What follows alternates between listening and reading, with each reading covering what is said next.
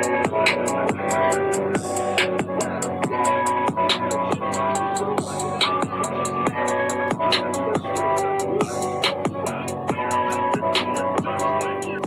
the goddamn button. Push the goddamn button.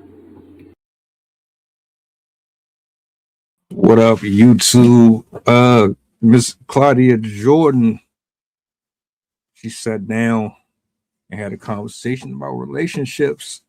And I just thought it would be fun to kind of dissect this a little bit, man. So we're just gonna jump straight into it, man. I'm curious to hear what she has to say. Where's the experience? Where's the maturity? Let's talk about it. Claudia Jordan. Okay, so today we're going to deep dive on what it looks like dating over 40. And stick around because we are going to put Miss Claudia Jordan in the hot seat where we have a game called Wine, Dive, and Decline. To kick things off, we'll start here. What are the biggest things you notice like dating now versus when you first started dating? I feel like when I first started dating back in the 1900s, I feel like love wasn't something that people were embarrassed about. You know, even the music was different than movies. And I often look back like, damn, I wish this generation could experience like the kind of like, I don't know, I guess you guys would call it like, what does they call it when you like kind of you go out bad for someone? I can't even think of the word. Kind of like being simping, sprung, all that, like all those good R&B songs where the brothers was singing and they was like grasping the air and they was in the rain with the white linen. The one twin. Yes, but like that's what the vibe felt like back then. To be fair, all the R&B back then, yeah, it was good. Yeah, it's nostalgic. I enjoyed it. I miss it. Nobody was living like that. Let's put it in perspective. The way that they sung back then, it gave this fictitious, imaginary concept of what it was supposed to look like when men pursued women, right? There wasn't a lot of artists that catered to men specifically. If not majority of the songs were about how men should basically grovel at the feet and beg women for their love and attention and affection and all that shit. You didn't really hear a lot of women singing about catering to the guy like that. You didn't. So what she's referring to, it caused the problems that we have today, to me personally. You know, like men would pursue you and it felt like you were being courted and it felt like you were special. It didn't feel like, you know, we didn't have all these 50-50 conversations or I'm the prize, you know, and it's just like, it felt like a good reason to get butterflies. Now, I just feel like with so much access, maybe I hate to sound cliche and blame social media, but yeah, social media. I mean, humans are on the menu. You can just go find someone in any city you want, and I can reach out to a celebrity that I may have never encountered in real life. You can reach out to whoever. So it makes the person in your face maybe be less special to you. I don't know what it is, but it's just like been the perfect storm of negativity. And I feel like I hate that love seems to be going by the wayside, you know? And I felt like, honestly, no one wants to think about HIV, but there are things that everyone can do to help prevent it. It starts with getting tested regularly. If you're like more sparks back then, I'm just not inspired now. Okay. Honestly, I'm not. Yes, because back then it was. I remember back then growing up, you used to. It's totally different because like even with the videos, it was like the love video. You sitting on a couch, you talking to your boo, and all. Now it's like. Well, now people will. I was just talking clubs and yes. I was talking to my girl that was doing my hair, and we were talking about this. The song came on, Joe, I Want to Know, and I was deleting that video, and that was 26 years ago. That was 1999, right? Girl, you look 26 now. I'm 52. Oh, period. Thank you. I don't let no one's dusty son stress me out. Okay. So, anyways, even the setup was the woman was, not to say women are more important than men. I don't think that. But in romance, I think it works the old-fashioned way when a man was courting the woman and pursuing her. And it just was a beautiful, I don't know, it was just beautiful. Notice how she doesn't talk about the things that women would do or highlight what it was that was required for the man to be happy as well within the confines of this construct. At not one point do you hear her talk about that. Why? Because the way that she's describing this whole thing is all about them. Period. It's always about them and what they need and what they want and what they can get out of it. You never hear them pour in or speak about pouring into the guy. Oh, the songs were about begging us. They were about giving us, buying us, taking us here, doing this there. That's all you hear out of her mouth. And then on top of that, and I'm gonna continue on with this, but she is comparing the 90s with this era, right? She's 52. She got me by 10 plus.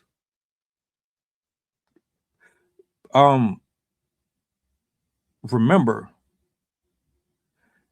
back then in the 90s, you had video vixens, you had Playboy, et cetera, et cetera. Y'all have evolved all of that shit from then.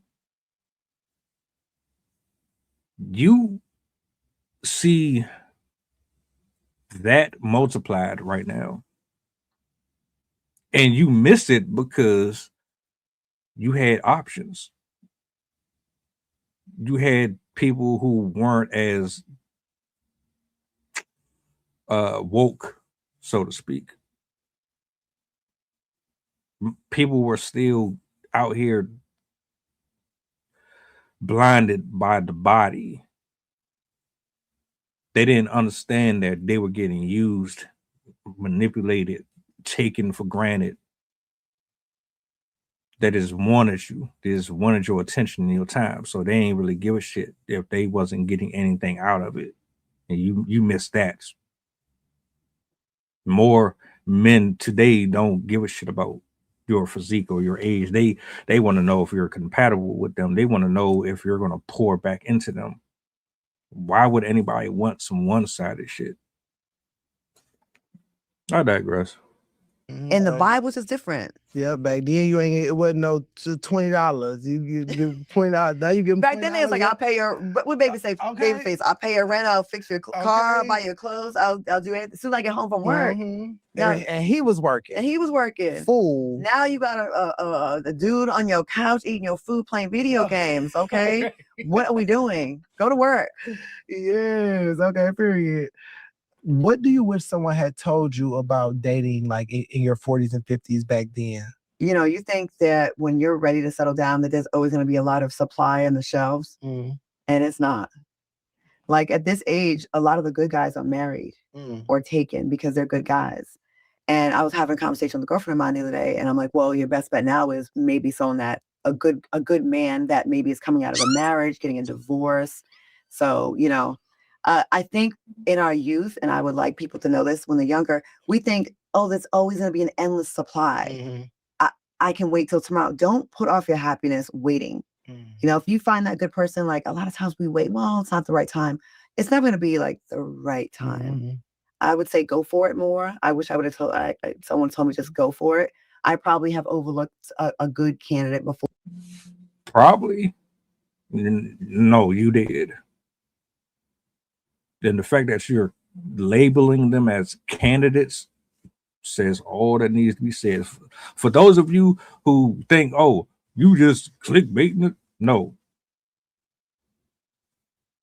She and other women like her, including Vivica Fox, they have expressed a lot of disdain towards Kevin Samuels and other men who have come out forthcoming with this information, being transparent and as honest as possible about these things. You wanted to have fun when you were younger. You didn't listen to the advice that you got because, ma'am, you absolutely had somebody telling you stop bullshitting around. You ignored it and you wanted to play the field. Most of us did. You did that. And those experiences transformed you into the person you are today, which makes it that much more difficult for you to connect with somebody that you would like to. That's all it is. Of course, now you're saying it. You can't reverse the damage. You are who you are now. And men ain't going for it. Most. And the ones that will, you don't want them. So congratulations. Or, like maybe, Why is that though? Me thinking the timing thing, maybe prioritizing career. I definitely was always like work.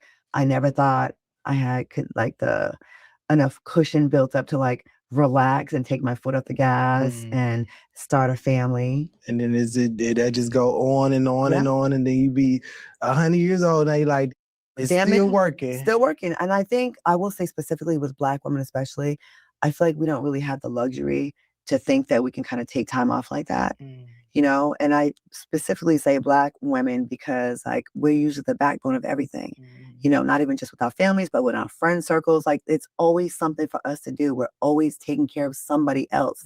I don't have children, but I'm always like feeding a friend or taking care of someone or helping somebody out or doing a favor. And I think that's a cape that we put on ourselves. No one told us to do this. It's just something in us that we do. And if you think about the Black woman in your life, you probably think, she's like a superwoman for everybody else. When does she slow down for herself? I think with Black women specifically, it's harder for us to ever feel like we can just kind of take a break. We have to be like all gas, no brakes. I don't think we have the luxury of feeling like, okay, I can take a breather now and relax. And I think it's really sad. There's all these statistics about 45%, 65% of Black women will never get married, and we're out here taking care of everybody else and not getting taken care of. So who are you taking care of? That's what I want to know. Chad and Tyrone, the guy who is good in bed, but he's a poor in spirit soul who can't do anything for you in a relationship. Are you talking about him? Or are you talking about your sisterhood? Because you sure as hell don't pour into no good guy. So you let social media and that Hollywood fairy tale lifestyle corrupt your brain, got you thinking that she's going to find the glass slipper and then put it on, and then you can keep your money, and then he can take care of you the rest of your life, and he's going to serenade you every day, and then you don't have to do nothing. That's wild to me, man. I can't stand these little excuses. I can't. Are there the exception? Are there good guys who probably screw over good women? Absolutely. But what is the likelihood that Black women take care of everybody and don't? You're selfish, man. Y'all only think about yourself. And it's worse now because the way that the economy is set up, you have to work, but you don't want to be submissive or be underneath another person's authority because it comes off as slavery. So you're sure as hell not about to do that. Anyway. And I think it's really sad. I think we self-impose this cape on ourselves to save the world. Look at all the marches. Look at all, I know this is dating, but I got to bring it into like the political space. We're always at the front lines for everybody else. For everybody. Brother gets killed, we're in the front lines. The LGBTQ community, we're in the front lines. are the women that are not even showing that up as our allies. We're in the front lines, Gaza, front line. We're always there for everybody else. And I've never seen a black woman speaking up for Gaza. I've never seen a black woman speak out about Israel. I barely even see, like, when a black man gets involved in an interracial relationship, y'all don't defend him. You trash him. He shouldn't have been with her. Well, that's not our problem. That's what I hear. I digress. On top of all the stuff in our personal lives, we out here trying to save the world. When does that leave time to like really feel comfortable? When does that really leave time to like relax and or even just like put yourself first or dating? And I just feel like a lot of women get caught up in saving the world and then they leave little time for themselves. But that's why I think it's best for because I had to tell my mother this the other day, like she was just like stressing, oh, I'm worried about the kids. Like she got the grandkids and her kids and then some more. Like she's the one they take all of the kids. Like it's like that's just like the thing. Yeah. So she just like, oh, I'm worried about the kids and stressing and things like that. I'm like, you gotta worry about yourself because once, when that time when something happened to you was you just out the dry because ain't nobody gonna care. They don't care about that. And she probably feels like she can't ever take a break because who has her? Who has her? Who has her? And I really push for this. Like, I would love to see more examples of strong Black families where there is two people, whoever the two people are. But I think everybody needs a little support in their lives, a little backup. It's hard to do it all by yourself. Yeah, I've been doing it by myself, but I'm constantly exhausted. And I never took the time to like stop and smell the roses. Like, yeah, and who's to blame for that? Who's to blame for all of these mindsets that say, I don't need a man and I don't need this and I don't need that? Where do those attitudes come from, honestly? Look in the mirror. Stop trying to point the finger at everybody else. They're contributing factors. They're not the end all be all to why you are single and kidless at 52 years old. 52. You really honestly thought that you could just go out here and have indiscriminate sex with all these people in your youth, and then by the time you got older, them same guys that you ain't want to be bothered with, you thought they were going to still be waiting for you when you got older. They were going to be more successful when you got older, that somebody wasn't going to see the value in them. Just you. That's what it seemed like. Y'all think that you're the only one that is going to entertain them when you get bored, but somebody else actually appreciates who the fuck they is, and then they do what they got to do, which is what got them married. You sitting here, oh, I wish I would have did this and I wish I would have did that, and Black women don't get support and don't get help and they don't get this and they don't get that. But come on, man, stop it. Interesting take though. If y'all want to watch the full video, I'll leave it somewhere down below. What do you think about this? Do you agree? Do you disagree? Let's talk about it, shall we? Why not? Welcome aboard the flight. This is pilot Pusha talking. We going back to Memphis and coming straight from New Orleans. The estimated time of arrival is about an hour, and I can turn you ghost if you try and play with my power. So when you look up and see the sun flashing, stay in your seat. If the flight attendant say you making trouble, then we got beef. The turbulence might get rocky. You better not spill your food. This is getting plain if you get it missed.